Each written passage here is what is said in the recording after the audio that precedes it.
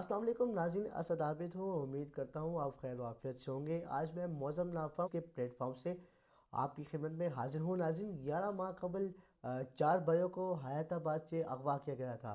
اب یہ اغوا کی کیا کہانی تھی اور اس کے پیچھے کیا راز تھا؟ پشاور کے ایک معروف کاروباری گھرانے کی 4 بھائیوں کی بیویوں نے گزشتہ 11 ماہ سے اپنے شوہروں کی گمشدگی کے خلاف ایک بار پھر پشاور ہائی کورٹ سے رجوع کیا ہے.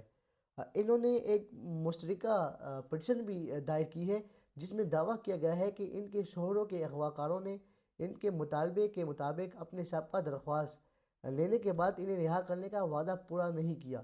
یعنی کہ انہوں نے اس سے پہلے بھی ایک درخواست دی تھی اپنے شوہروں کی گمشدگی کے خلاف، لیکن پھر انہوں نے جو ہے جو اغوا کار تھے انہوں نے اس فیملی سے رابطہ کیا اور انہیں کہا کہ اگر آپ یہ درخواست واپس لے لیتی ہیں تو ہم آپ کے شوہروں کو رہا کر دیں گے، لیکن وہ وعدہ جو ہے پورا نہیں کیا.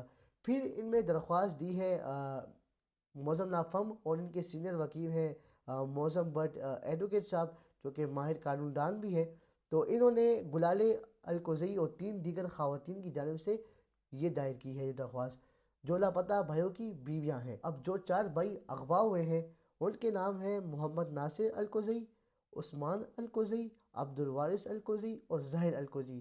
یہ 4 بھائی ہیں. ناظرین، درخواست گزاروں نے گزشتہ سال اپنے شوہروں کی بازیابی کی درخواست دائر کی تھی اور اس میں قانون نافذ کرنے والے اداروں یعنی کہ انٹیلیجنس ایجنسیوں اور مشترکہ تحقیقاتی ٹیم کی تشکیل سمیت کئی اہم کارروائیاں بھی جو ہیں وہ کی گئی، لیکن تاہم جی آئی ٹی ان افراد کا سراغ نہیں لگا سکی جو زیر حراست افراد کے اغوا میں ملوث تھے. ناظرین، انہوں نے 29 اکتوبر 2024 کو یہ درخواست واپس لی تھی. اب ان کے وکیل جو ہیں موزم بٹ ایڈوکیٹ صاحب، انہوں نے مطلع کیا تھا کہ 4 قیدیوں کے اغوا کاروں نے انہیں رہا کرنے کے لیے پیشگی شرط کے طور پر جو ہے یہ درخواست واپس لینے کا مطالبہ کیا ہے. چیف جسٹس اشتیاق ابراہیم کی سنگل رکنی بینچ نے انہیں سابقہ درخواست واپس لینے کی اجازت بھی دے دی تھی.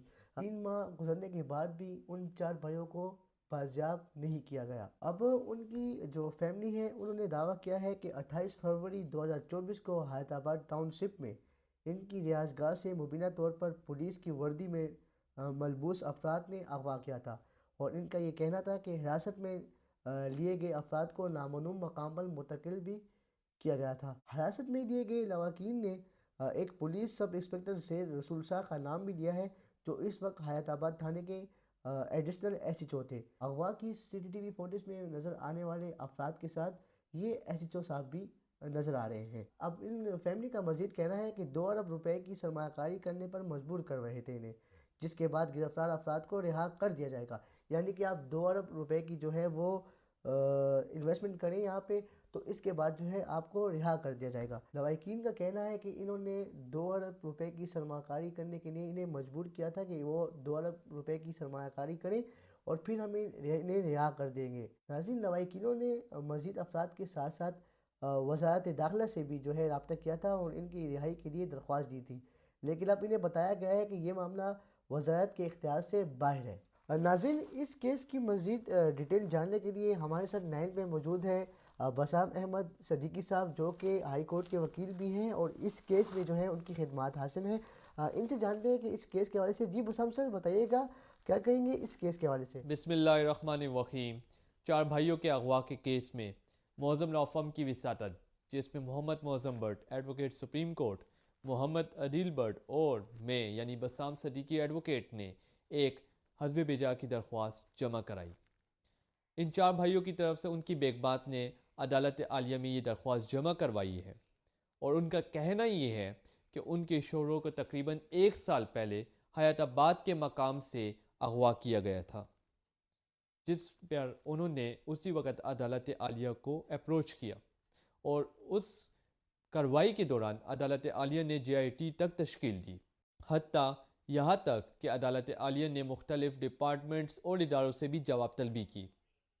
لیکن پھر وہ درخواست اس ضمن واپس لی گئی کہ ان کی بیگمات کو یہ تعصب دیا گیا تھا کہ جب وہ یہ درخواست واپس لے گے تو اغوا کار ان کے شوہروں کو ریلیز کر دے گے. اکتوبر کے ماہ میں یہ درخواست واپس لی گئی تھی، لیکن آج تقریباً 3 ماہ گزر گئے، ان ڈیٹینیز کو ریلیز نہیں کیا گیا اور اب پھر ان کی بیگمات نے عدالت عالیہ کو اپروچ کر کے یہ درخواست جمع کرائی ہے اور عدالت حضور سے استدعا کی ہے کہ ان کے شوہروں کو ریلیز کروایا جائے۔ یا یہ بات آپ کو بتانا بہت ضروری ہے کہ یہ درخواست عدالت عالیہ میں اب 28 جنوری 2025 کو پیشی کے لیے مقرر ہے۔ یا یہ بات بھی آپ کو بتانا بہت ضروری ہے کہ آج ایک سی ایم بھی اس حوالے سے جمع کرائی گئی اور یہ سی ایم میں عدالت کو بتایا گیا کہ تمام تر کارروائی اس کیس کی ان کی بیگمات از خود کر رہی ہے، اور کوئی بھی بندہ اگر کسی بھی طور پر یہ موقف لے کر آئے کہ وہ یہ درخواست واپس لینا چاہتے ہیں یا وہ یہ کیس پرسو نہیں کرنا چاہتے تو اس ضمن کو مکمل طور پر نگیٹ کیا جائے۔ یا آپ کو ایک اور بات بتانا چلوں کہ اسی دوران نادرا نے بھی ان کی بیگمات کو اور ان کے ریلیٹیوز کو نوٹسز جاری کیے اور بتایا کہ ان کے جو سی این آئی سیز ہے وہ امپاؤنڈ کیے جا رہے ہیں، جس کو بھی عدالت عالیہ میں چیلنج کیا گیا تھا۔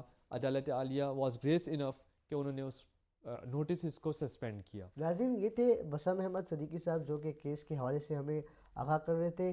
بہت بہت شکریہ بسام صاحب آپ کا، اور ناظرین آپ کا بھی بہت شکریہ۔